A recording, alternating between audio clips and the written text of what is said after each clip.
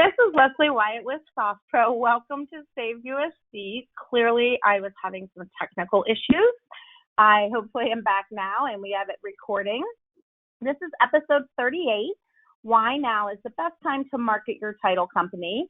And I think this is so timely simply because of where our market is heading and where we've been. And we kind of had a big surge of real estate transactions in the past 2 years, and now we're looking at maybe some things slowing down or calming down a little bit. And it's really a great time to think about how you can keep your name out there, get people interested in your company for various reasons. And today we have two great speakers, which I'm going to introduce here in a second. But first, we'll go ahead and get taken care of some housekeeping. We are recording this. We get that question all the time. We will send a copy of this to everyone who registered, and you will then be able to do whatever you want with it. If you want to share it with your employees or your staff, that's great. We will send a recap email as well. We welcome questions. If you have questions, we do have a chat feature with a question mark, a section in your GoToWebinar where you can click on questions. So please feel free. If we don't get to them, we will certainly reach out to you individually or include it in the recap. We definitely want this to be as interactive as possible, so please feel free to go ahead and type away. And with that, I am going to go ahead and introduce our speakers. We're going to start off with Beth Ford. She's a sales executive at Abstract and Title right outside of Indianapolis, Indiana. And then we have Wayne Stanley, which probably doesn't need much introduction as he's been on our Saved You a Seat webinar before. And he is with Bowe Digital. He is the founder and owner and a very good friend of mine. So I'm going to go ahead and start off by asking them some questions and kind of getting their take on the market right now. But first, I wanted to welcome both of you. Thank you. Thanks for having us. Yeah, thanks for having us, Leslie. Great. Thank you so much for joining us. Yeah, I'm just going to go ahead and apologize to literally everyone on here. And I know Wayne's trying to keep a straight face here. I had a lot of technical difficulties trying to log on. I got a new computer. I've been off for a good portion of the summer, so it's all kind of new to me again. So I apologize in advance for if anything happens. We are keeping Ellen Crema at SoftPro on the line, so you might hear her voice at some point too. And I might be given the boot, and they might bring her in. So with that, I'm going to go ahead and get started and toss it over to Beth and Wayne and just kind of ask you guys, with things slowing down in the economy, why is it important to keep marketing right now? Like, how do you communicate with customers when the business is slow? I mean, I know that's two questions, but I'm going to kind of let you guys speak and take over and just kind of go back and forth in your thoughts on that. I think that one of the big missteps that a lot of title companies take when there's any sort of slowdown is that they feel like they should slow down in their communication and, stop talking to their customers as often because, we don't want to draw attention to the fact that their business has also slowed, that the realtors, the lenders, the builders, that they're seeing a slowdown as well. And I think that this is really your time to shine as being a partner to them beyond the actual title work, everything else that's happening within the real estate community and that kind of stuff. So I think that that's one thing that people think about, probably not right away in these situations, but I think it's something that they've got to do moving forward, and they don't always do. But I don't know, Beth, you're on the ground doing this. Yeah. What are your thoughts there? I agree too. Most people think when it gets slow, the first reaction is to cut down on marketing, stop spending money on marketing. We don't need as much touch points.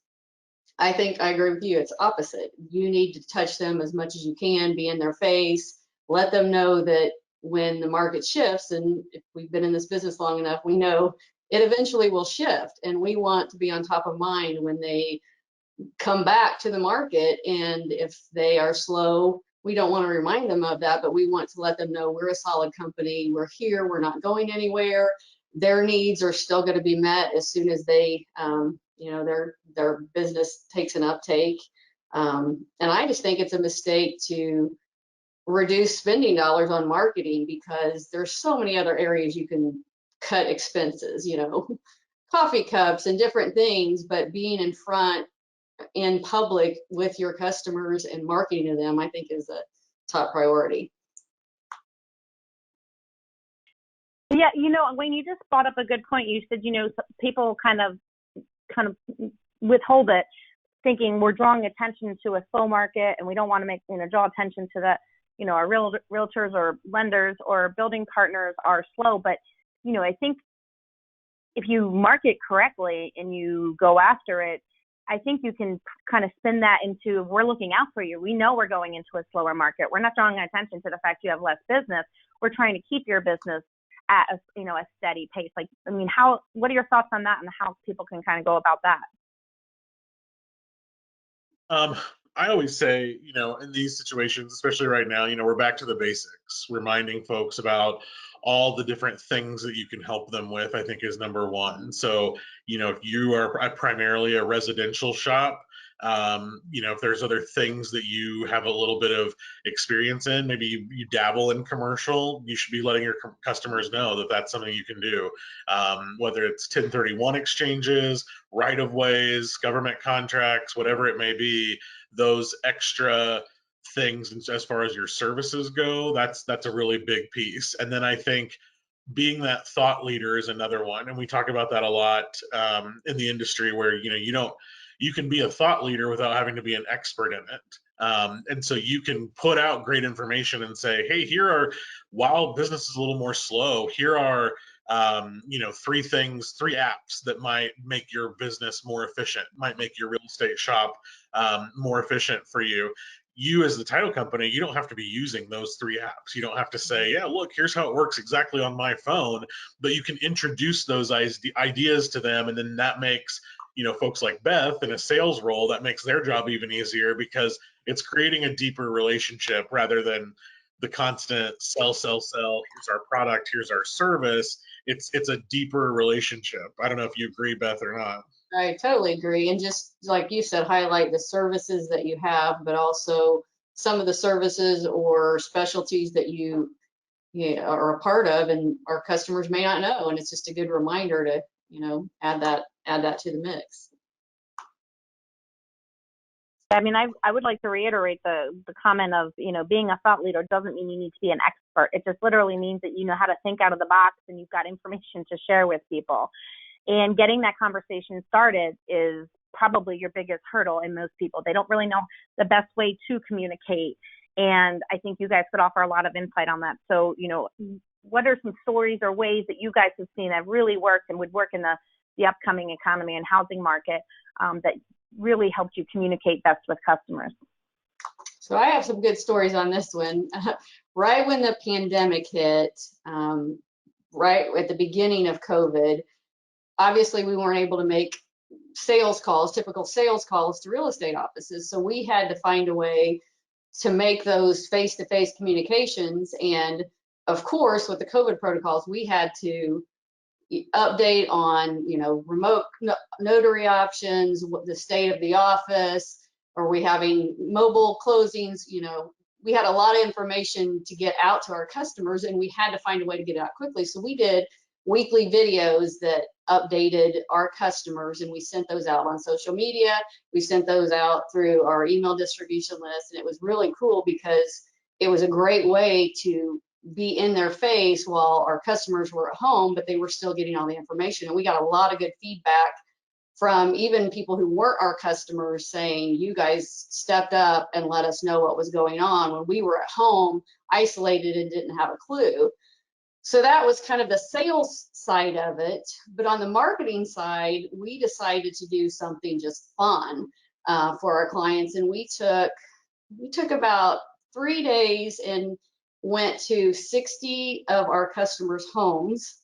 And what we did was we decided to deliver some cheer to them. And we called it the Ding Dong Dash or the Ding Dong Ditch.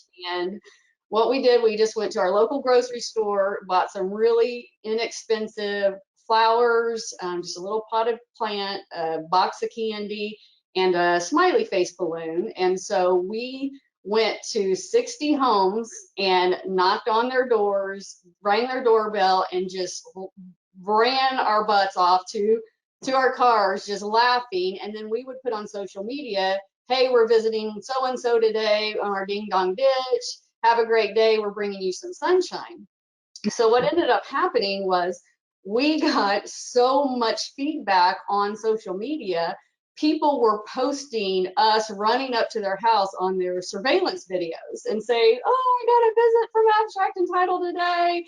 And then we started getting phone calls and texts and posts on social media asking, when are you coming to my house? How come I'm not on this list? And so we just kept posting and posting and posting. And what happened was then our customers started doing marketing for us, because it was just this rollover event that everyone just kept going with it. And so it was really cool, just a way for us to market with, you know, and it just kept building on top of each other. And it was just a great, you know, fun experience for our customers. They didn't feel as isolated. It brought us some cheer.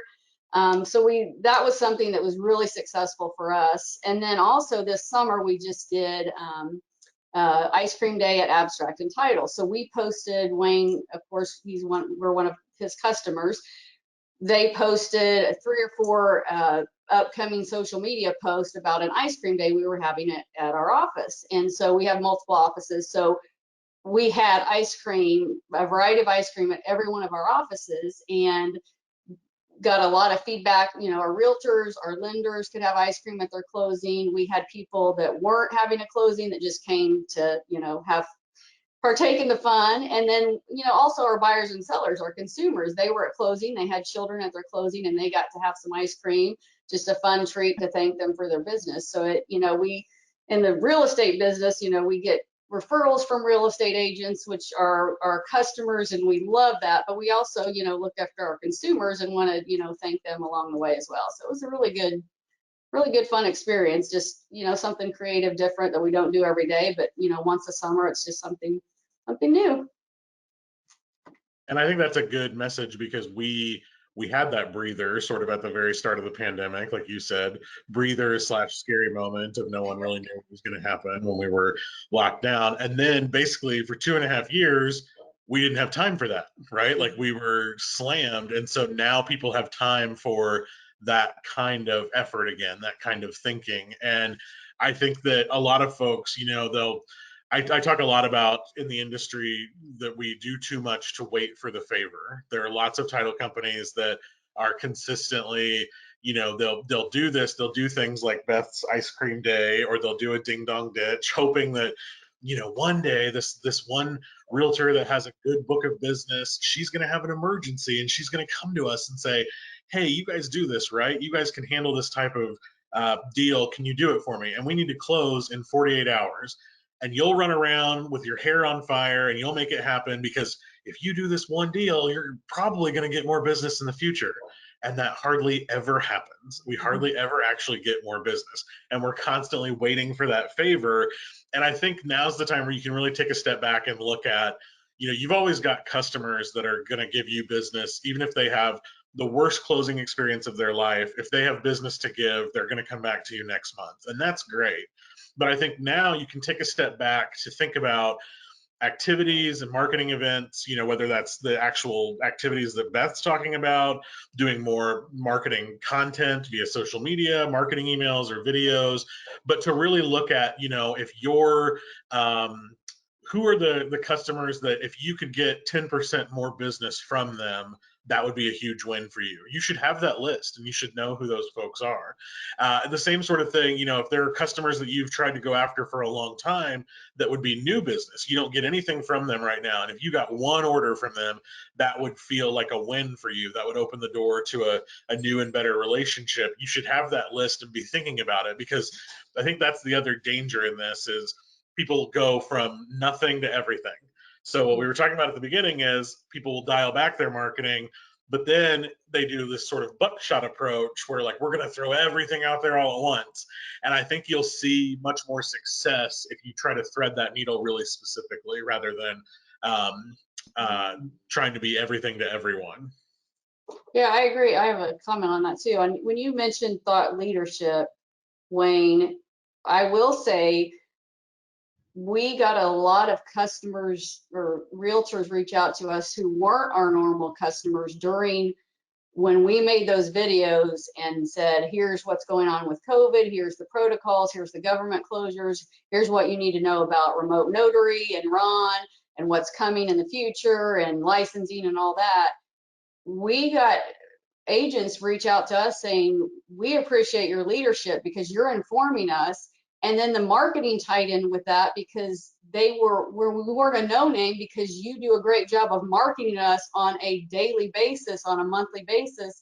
And we were a reputable company anyway, and that paired in, I think it just tied in really well together. So it helped us get more business because of the marketing and also the leadership part of just combining those together, I think. Yeah, I couldn't agree more. Ellen and I came up with this Save USD back right at the beginning of when we were all working remotely. It's simply a way to just kind of stay in touch with our customers, because while I work remote and Ellen works remote, and I know, Wayne, you work remote, and Beth, I think you probably do as well, and in the office, but we know, it's tough, and it was tough for people to be thrown into that and the unknown. And they were used to being part of a team, and they were used to being, sitting there and talking to the people around them. And so we just thought it would be a fun way. Maybe it would last a couple weeks, a couple months, just a way to stay in touch. And here we are years later, episode 38, and we love it. And we love that they, get the recordings, and people will come back to us and say, this is great. We used it for training. Because we had talked about so many different topics. So I couldn't agree more. And I think that because of what we just went through the past 2 years, the whole concept of being on video and Zoom and GoToMeeting, 3 years ago, that was a conversation we weren't having. People didn't want to be on video. They certainly wouldn't have done like video interviews or anything like that. So I think that's kind of the norm now, right? And what that it does, at least in my eyes, it opens up a whole new marketing and sales avenue, right? And I don't know if you guys can talk about that, or maybe just some successful ideas or things people have done or you've done over the past 2 years that maybe customers are thinking about expanding their marketing or getting into that video or social media. Just some things you've seen over the past couple of years that have worked and worked well, and that would be easy enough for people to implement with maybe that they don't have a big marketing department or firm or something like that. I would say for us personally, Bowe Digital, I'm always going to promote them because they're amazing, but it's easy to get marketing necessary, but it's one of those things that's so easy to get put on the back burner. Like there's just something else comes up, another priority, and it just gets shifted. And I meant to do marketing posts today. I meant to do this today. And then a closing has an emergency and you step in. And so I think for us, it's been successful that we hired a firm that knows marketing, knows our customers, and we get it monthly. So once a month from Wayne's team, I get social media for the entire month. And so something that I would try to schedule into my, daily work to get posts out on social media, it's once a month. I spend maybe half an hour approving or editing, just, minor edits to the whole months of marketing. And those include videos and just fun posts and just, information about the industry. But it's made it so seamless that something that may not even get done at all because, you realize 2 months down the road, oh, shoot, I didn't do any marketing last month. Well, because the system, it's done for us half an hour a month, and then you don't have to think about it again. And I think for us, particularly, I like that there's a mix in our marketing. It's not all about business and the market and what's going on. People on social media like a lot of variety and content and videos, and that's something that we found has really been nice for us that our customers appreciate. And Beth is always very generous with her comments, and I appreciate it. But well, it's true.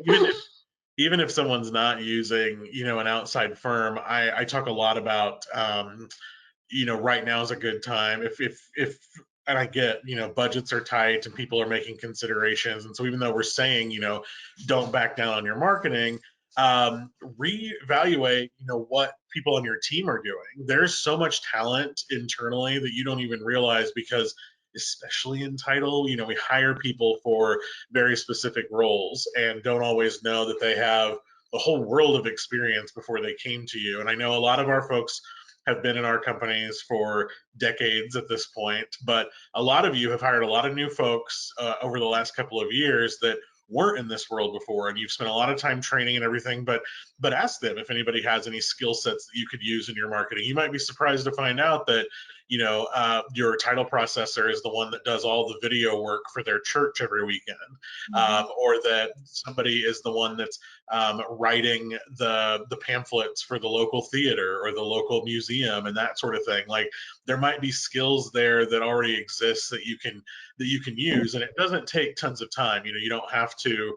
spend forever and ever on it. You've got to stay consistent in whatever you're doing. So whether that's once a week, multiple times a week, whatever it may be, you've got to think through that. And I think that, you know, the one piece of advice I would give folks is that you've got to be doing video. And if you're not doing video, you're missing out. I mean, Beth will tell you, like, it's not easy. Some people hate it, all of that, but like, this is where we've had big conversations on our team. You know, all of the social media platforms are moving toward, and they have been for a long time, but now it's at a rapid pace, even more video content, stuff that's operating more like TikTok and all of that. And it's all changing very fast. And so it's almost a business decision for you, where if it's not you, if you're not going to be the one on video because you hate your voice or you hate the way you look or whatever it may be, you know, I tell folks all the time, we're doing trainings, we're all brave enough to leave the house every day. And if I came to your office and I wanted to meet with you that day, you wouldn't say, well, I hate the sound of my voice, so can we do this via text instead? Or I don't like the way I look today, I'm not going to come out there and talk to you. So, you know, schedule time specifically, do what you need to do in that case. But just, if it's not you, figure out who that is. You know, who is that person? For some of you, it might be your closers that already have, you know, kind of that face in the community because they're the ones doing a lot of the closings each month. That may be other people on your leadership team. It may be someone that you haven't even considered yet that is just more than happy to be that personality for the company. It doesn't mean that they have to be anything other than that. But there's also a lot of other creative things you can do. Video doesn't always have to be a face and a voice speaking to a screen. There's text and there's audio overlays and information and anything and everything that is an option there. So don't put it in a box or, you know, force yourself into one certain way of doing this, because that's the best part about marketing in 2022 is that it's really whatever you want it to be. No one has to, you know, specifically say this is what you have to do for success. I agree. I have a lot of questions, comments on what you guys were just talking about, but before we go into those, I think it would be great if one of you wouldn't mind kind of really explaining the difference between sales and marketing, because I don't know that everyone fully understands that. They kind of group them together, and I've learned, especially by doing these webinars with Ellen, they're very, very different. I know they kind of go hand in hand as to, you know, lead generations and getting in front of people and that type of stuff, but, you know, maybe Wayne, can you just give us a quick overview of really what's the difference between sales and marketing and then their roles? Yeah. Go ahead, Beth. You go first. I don't know if this is the technical book answer, but for me, sales is more one-on-one, making an effort to try to get an order or a customer as your customer. Marketing is promoting your business, your company. It's that reach to let them know about your brand and what you do and all the services you provide. And I think a lot of times, you know, you think you have to have one or the other, but I think there always needs to be a good mix.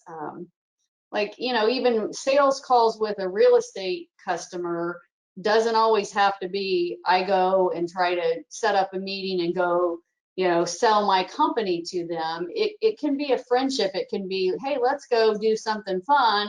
And we each pay our own way and you know, go have a drink or go to the pedal bar or do something fun, go to a movie. It doesn't have to be salesy. And so I think that can be defined as just marketing, but in my opinion, those are still sales touches.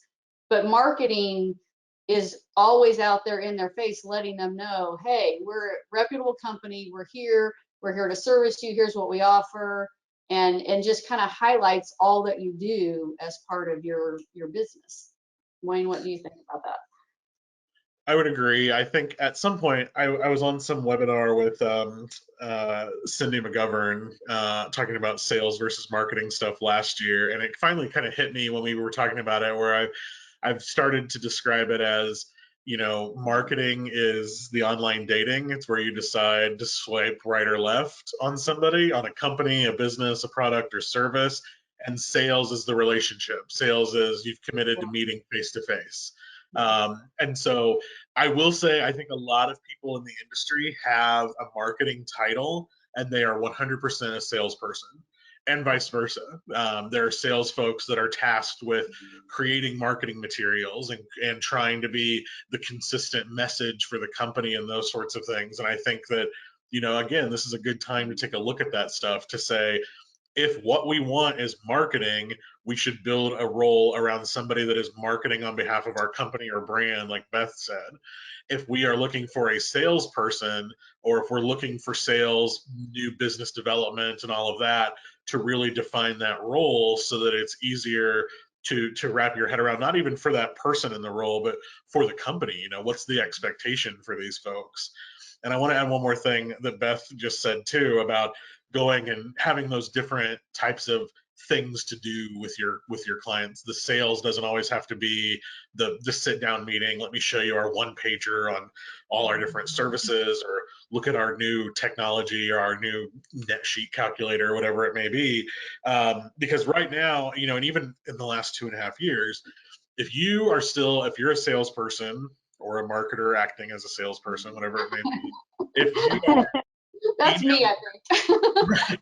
you do wear both hats, Beth, but if you're emailing your customers saying something to the effect of like, do you have time for coffee, or can we have a 15-minute meeting to just chat about what's new with Abstract and Title or with ABC Title Company, you're missing the boat. That is not what people want. That is not going to be useful to you long term. Again, they are focused on building their business. And so if you're not deepening your relationship with them beyond the sale, then that's a missed opportunity. You should just stay at home and save the $6 on coffee or on gas to get to their office, because it's not going to work the same for you. I agree. I mean, that's a perfect segue to one of the things you mentioned earlier was reevaluating staff, because many people have skills, but also maybe reevaluating, who you have in sales and marketing and having them overlap in some instances. But, maybe you guys can talk a little bit about this. A lot of people were hired into our industry at the beginning of this pandemic, once we realized that, the houses were going to go flying off the market. And I think what we're going to find is a lot of people have staff that maybe don't have as much to do that they have in the past 2 years, but are still very valuable team members. And to your point about reevaluating who you have working for you and where, you may have, people who have these skills, and you may have someone who's really good at sales or marketing. And I don't know if maybe you guys have a way that they could evaluate that or talk to people about that. Anything you may have seen or suggest to see maybe who would be better suited in different types of roles. Yeah, we have some experience in that. Coincidentally, we internally developed a fun committee, and it was, a lot of the younger generation, and their role was to just create events for the company internally just to have fun. And what we found was a lot of those people were super outgoing, they were super creative, and so anytime we would want, some marketing handout or just some kind of touch with a customer that's fun, they were the people that were happy to jump in and help. And that you start seeing different personalities and what, people's natural tendencies and strengths are. And then also some of our closers, we started realizing that can you hear me still? Yeah. Okay. Yeah. I got a connection interruption down there.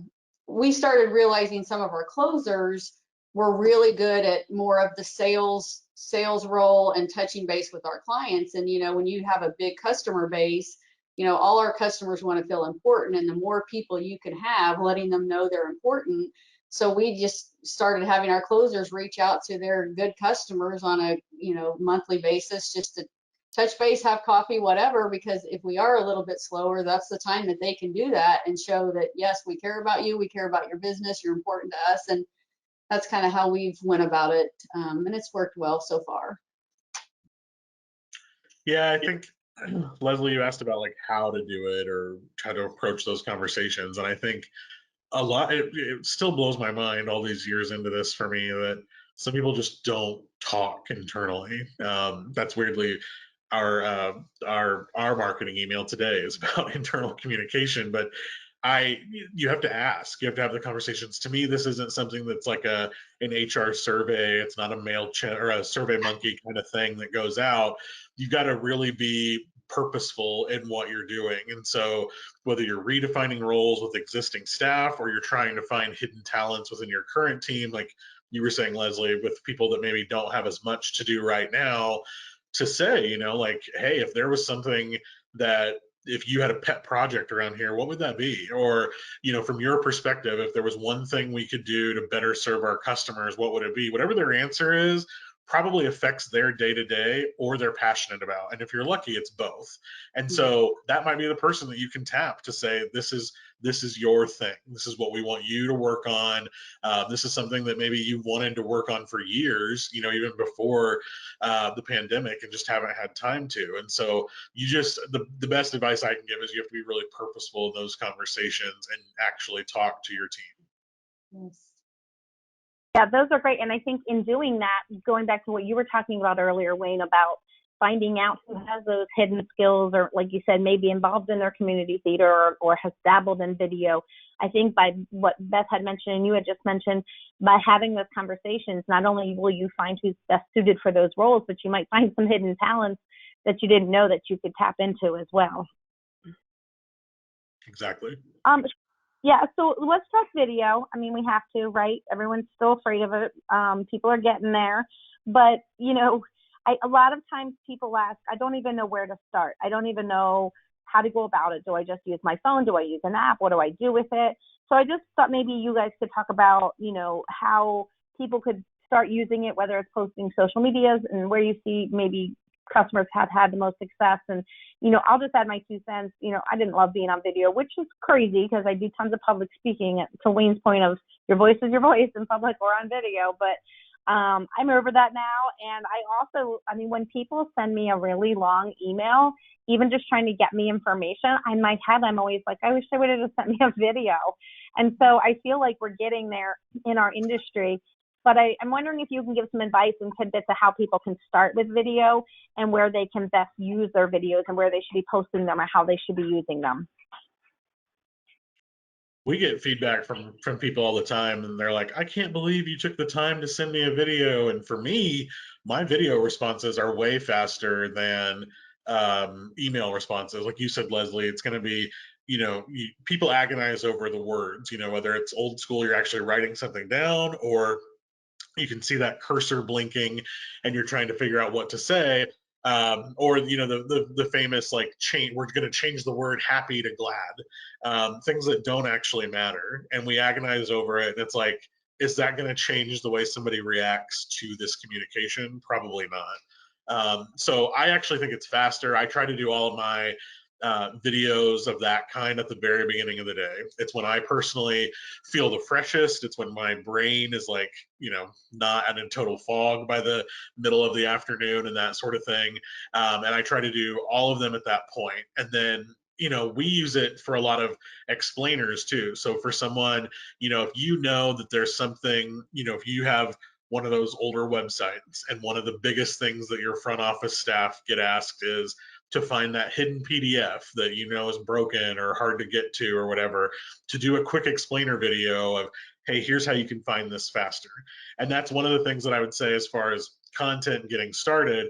Go ask your front office folks, ask the people that answer the phone, what are the most annoying questions you get asked. Unless you have like the most amazing, perfect title company, they're all going to have an answer. They're all going to immediately, they're probably going to rattle off 10 instead of 3. But that's a good way to start. And I always say, don't go buy expensive equipment and all of that. I mean, I think it's worth spending $30 on a ring light. It might be worth spending 30 or 40 bucks on a better microphone for you. But most phones these days have a good enough quality camera that you can use that.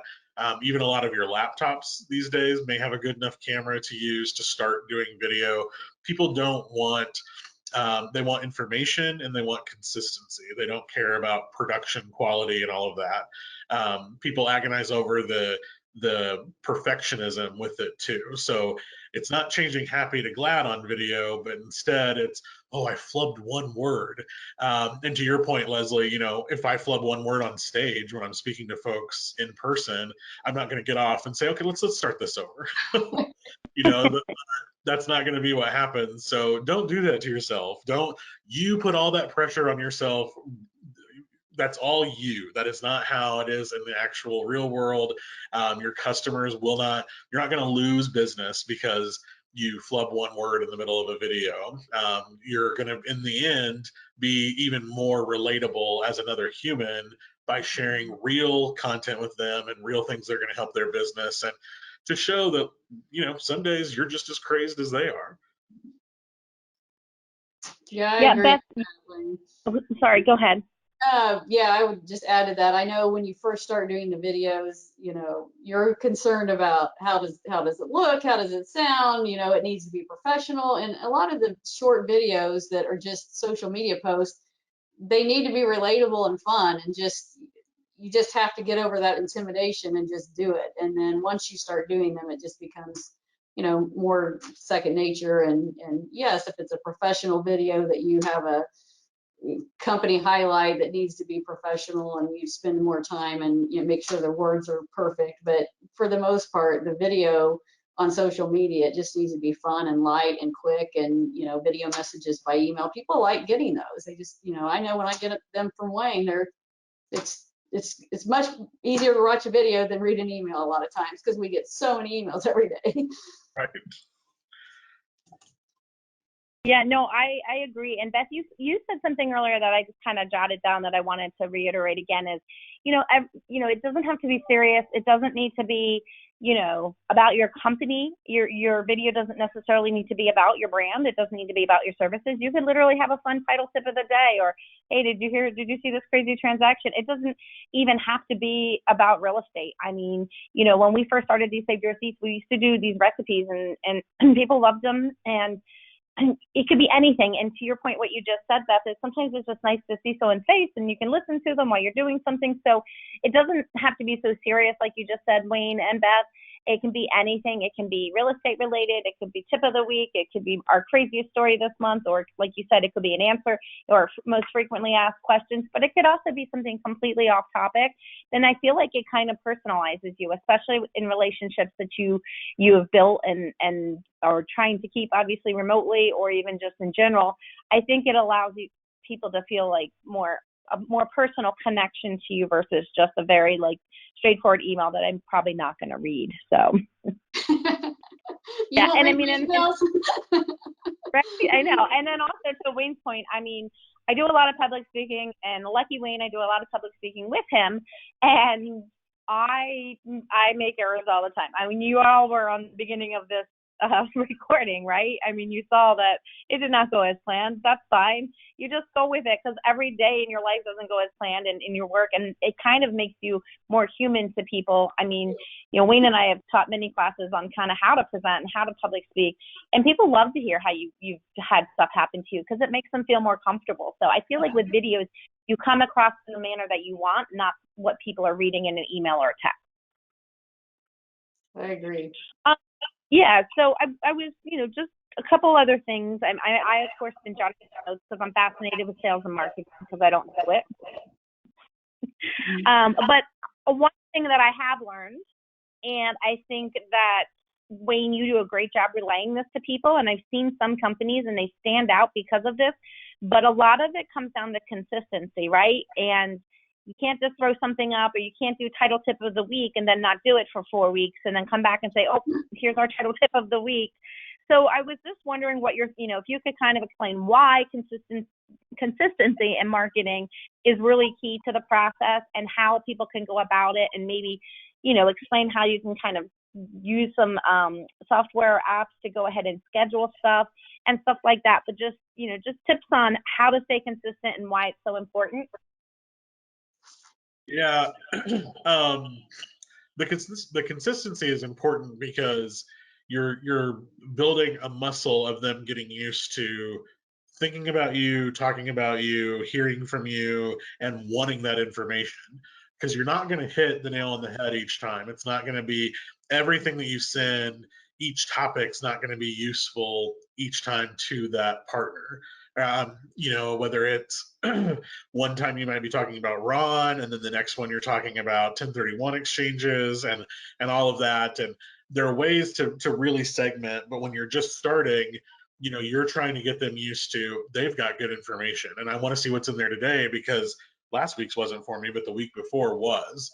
And so that's why it's important. You can do the one-offs like Leslie said, but that's the typical, you do it 3 or 4 times and then the people will say, well, we tried that and it didn't work. And I'll say, well, explain more about how you tried it exactly. So that's one big one. The scheduling of it and everything, we recently, and I know we do this every day, so it's very different, but you've got to try to lift your head out of just like the title space for all of this. We do a lot. We've bought all kinds of like writing prompt books and stuff to try and think about how do we relate title to the real world? How do we make it we combine with pop culture? How do we make it more easy for people to understand? How do we talk about other things happening in real estate in that way? And so like an example that I always bring up is if we were going to talk about this issue in a fortune cookie, what would we say? If we were going to talk about what Ron is in a fortune cookie, we know we would have to be witty and brief and all those sorts of things.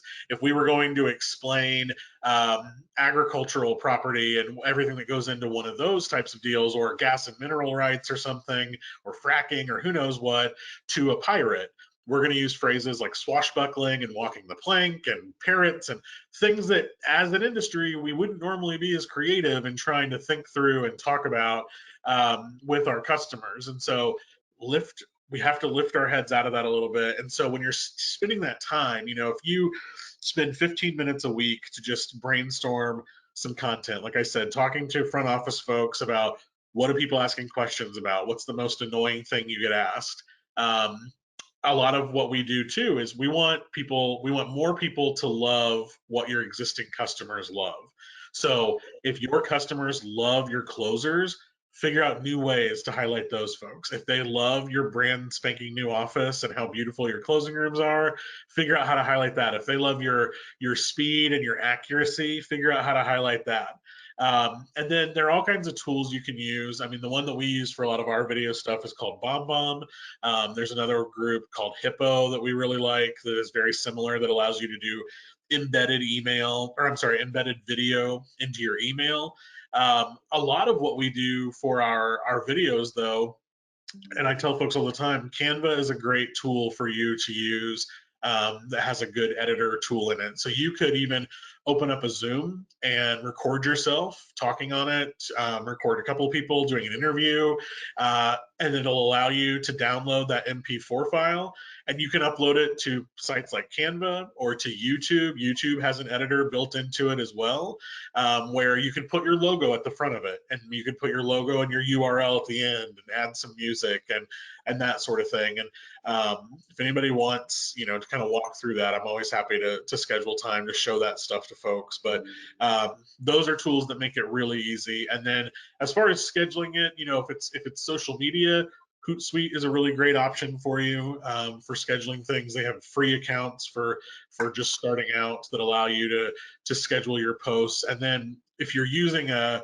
email marketing system of any of the modern brands like a MailChimp or a Constant Contact, they all have scheduling features as well. And so it's inevitable that we'll be at a conference, or I'll be on one of these and an email will go out and someone's like, how do you do all of this all at once? And I'm like, we scheduled that, we wrote it, scheduled it, recorded it a month ago. That's not even on my mind right now. And you have to pay attention to that stuff if you're doing things that are timely. If something bad happens in your community or who knows what, you don't want to seem out of touch. But you can schedule that stuff when you have the time. So if you've got time to do 2 or 3 this week, do 2 or 3 and get them scheduled, and then you've got some breathing room before you have to do the next round. But I don't know, Beth, if you have other tips and tricks. Yeah, everything you said was spot on.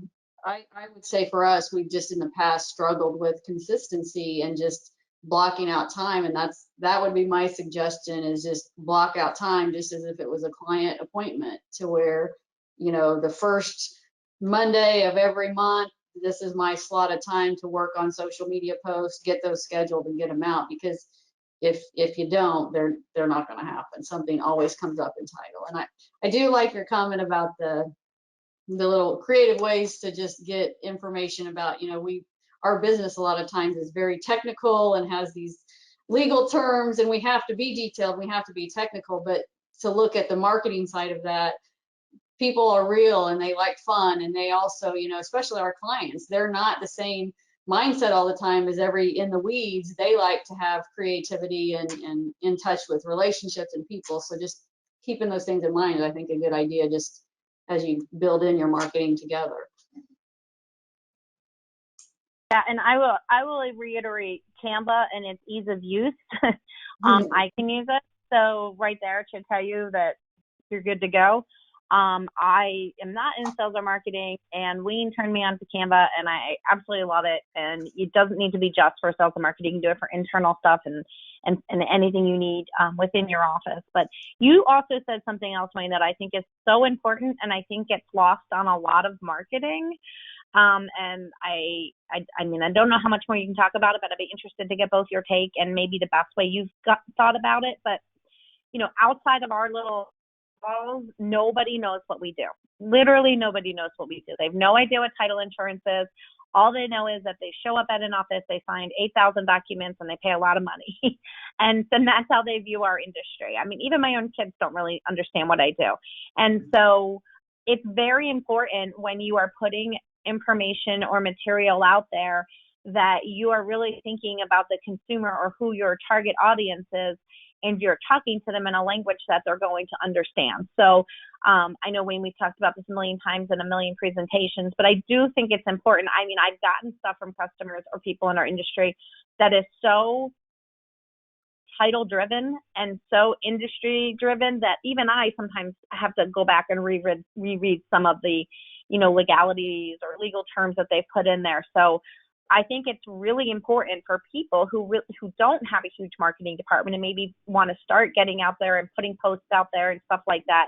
I think it's important for them to remember that the average person reading it is going to have a different take on it because they are maybe not in our industry. So I was just wondering your thoughts on that, and just maybe some tips and tricks to think about for people that are going to be writing their own content and putting stuff out there, and just how to speak to the consumer and people outside the industry, or even honestly within our industry. I mean, lenders don't fully know what title companies do and all of the lingo and acronyms.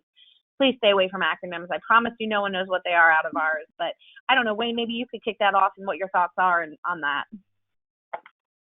Yeah, I spoke to the Indiana Bar Association last week, and I talked to them about how all these attorneys should have someone in their office that is a jargon czar, that is the person that is like, if something's going out of our office that's not to a customer, it's going out into the real world as marketing for their firm, they've got to have somebody that can redline stuff to say they won't care, they don't know what this is an acronym. You've got to have somebody that can be honest and direct in that way, because I say all the time, we do such a great job in this industry. We're such a passionate industry.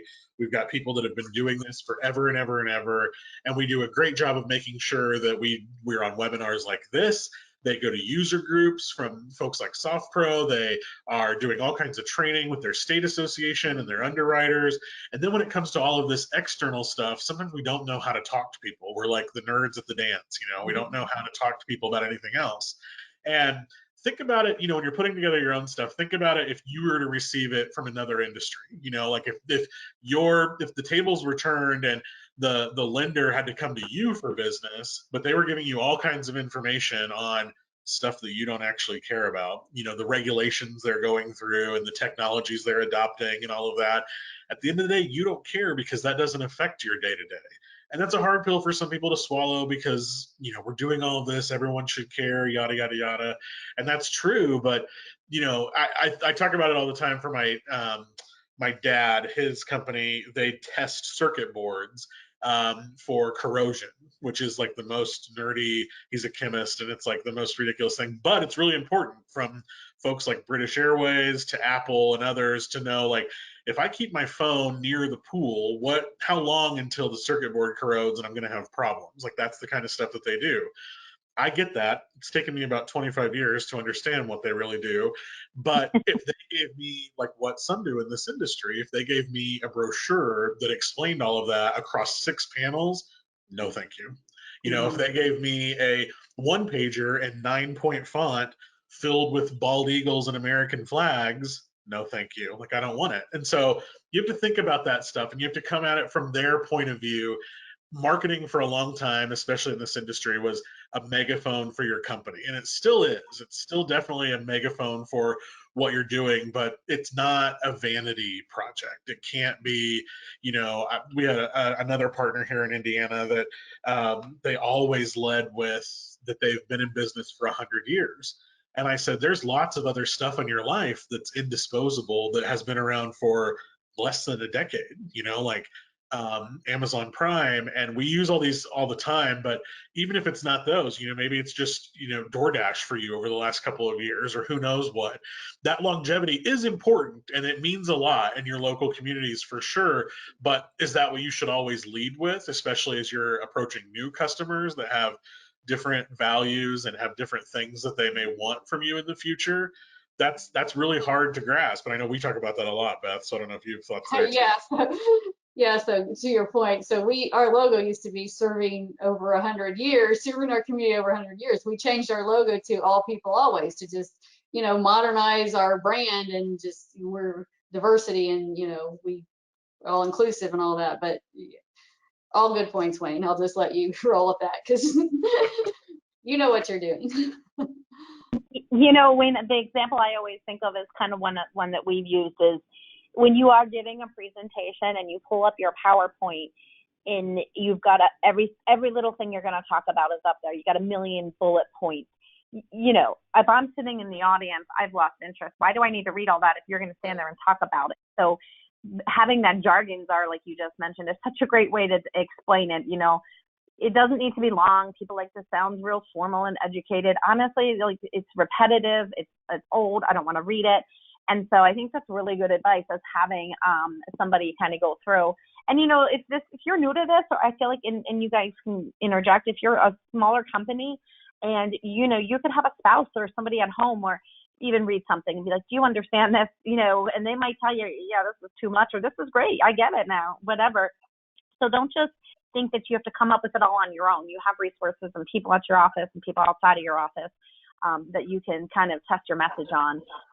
I think that it helps to get that feedback. I agree. All right. Well, I cannot thank you guys enough. If you could see how many notes I've taken, and I'm not even in my it's crazy. I'm kind of only sad that we didn't pull Ellen in on this, because I think she obviously would agree with everything you guys are saying. And I wanted to thank you guys so much for joining us. I'm sorry about the technical problems. It happens. But I really thank you for your information, for your time. We've gotten some great comments for you guys, just saying great information, and thank you. So if anyone does have any follow-up questions, feel free to send them to me. I'm Beth and Wayne are both very gracious, and we'll be happy to answer them, I'm sure, and help in any way they can. So if you do have any follow-up, please feel free to go ahead and send them over to me. Remember, we will send a recap, and we will have a link to this so that you can either view it again or share it with your peers and teammates. And with that, again, I'll just say thank you to both Wayne and Beth, and we will sign off, and I hope everybody has a great day. Thank you. Have a great day. Thanks for having us. Thanks, guys. All right, we'll see everyone later.